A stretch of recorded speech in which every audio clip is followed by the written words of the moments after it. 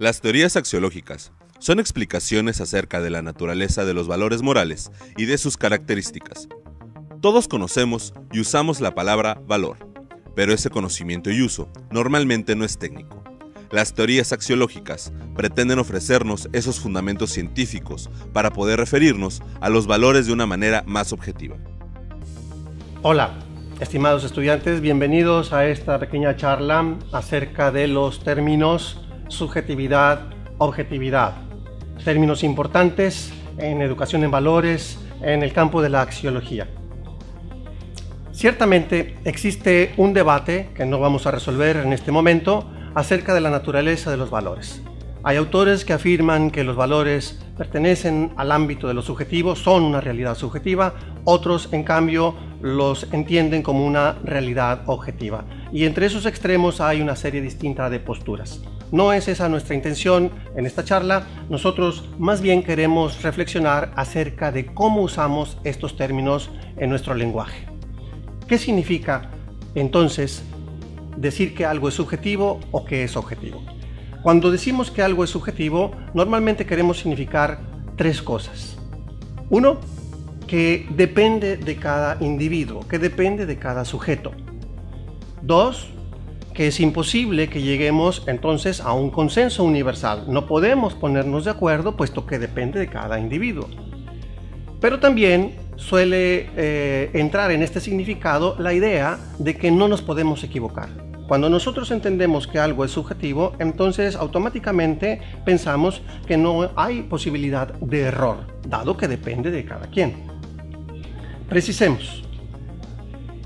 Usaremos estos términos, subjetivo y objetivo, desde la perspectiva de la teoría del conocimiento. ¿Qué significa esto? Bueno, para la teoría del conocimiento existen los sujetos y los objetos. El sujeto es el que conoce y todo aquello que el sujeto conoce es un objeto. Así se trate de ideas, de sentimientos, de realidades abstractas, etc. Todo ello, lo que está fuera del sujeto, lo que es objeto de conocimiento, es objeto, pues, para nuestro interés en este momento. Todo es subjetivo, ¿sí? Desde la perspectiva de que todo conocimiento lo realiza el sujeto, entonces cualquier cosa que digamos, que hagamos, es algo subjetivo, porque nos pertenece a nosotros como sujeto. En este sentido, la ciencia es subjetiva. Sí, la ciencia nos ofrece un conocimiento sobre la realidad y es un conocimiento subjetivo, pero puesto que ha sido elaborada por sujetos y los mismos sujetos debemos hacerla propia, bueno, desde ese momento la ciencia se vuelve también una realidad subjetiva. ¿Qué es entonces lo objetivo? Bueno, cuando nosotros nos expresamos, cuando los sujetos nos expresamos, podemos intentar decir dos cosas. Decir algo de nosotros mismos, de los sujetos, o decir algo de la realidad. Por ejemplo, puedo yo decir, me siento bien, me siento contento, me siento feliz, me gusta la verdura, me gusta aquella película, me gusta ir de paseo, esto me parece bien, esto me parece mal. Todo esto dice algo del sujeto, son enunciados subjetivos. Cuando decimos algo de los objetos, entonces estamos haciendo enunciados objetivos. Sin embargo, aquí puede haber alguna pequeña dificultad, alguna confusión. Vean estos ejemplos.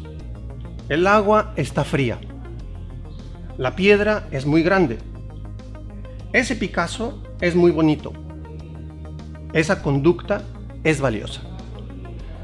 En estos enunciados, gramaticalmente, el sujeto, bueno, es alguien, es él, quien expresa algo de una realidad. Parece que estamos hablando de la realidad, parece que estamos hablando del agua, parece que estamos hablando de la piedra o de la pintura del Picasso o de una cierta conducta. Pero en realidad, lo que estamos diciendo es cómo el sujeto percibe estas realidades. Cómo el sujeto percibe el agua, percibe la piedra, percibe el Picasso o la conducta. Así pues, en realidad no estamos hablando de los objetos, sino del sujeto mismo. Por lo tanto, estos enunciados también son subjetivos. Solamente si nosotros aceptamos que estos enunciados de los que les acabo de hablar pertenecen a la esfera de la percepción del sujeto, bueno, entonces podemos afirmar que son completamente subjetivos y no hay mayor problema. El problema se nos puede presentar cuando queremos afirmar que estos enunciados dicen algo de la realidad. Y entonces si yo afirmo que esa película es muy buena y otro afirma que la película es muy mala, pues podríamos entrar en una discusión, pero una discusión sin mucho fruto, porque de lo que se está hablando es de la percepción de cada quien. ¿Qué son entonces los enunciados objetivos? La objetividad es una condición necesaria para que podamos discutir, para que nos podamos entender, para que podamos llegar a acuerdos. Es indiscutible que me gustan las películas de acción. Y es indiscutible porque no tiene ningún sentido que discutamos sobre eso. Puede ser que a mi amigo no le gusten y no hay mayor problema, no tienen por qué gustarle. No tenemos que ponernos de acuerdo sobre esto. Eso es lo que significa que los enunciados subjetivos no nos permitan entrar en una discusión y ponernos de acuerdo.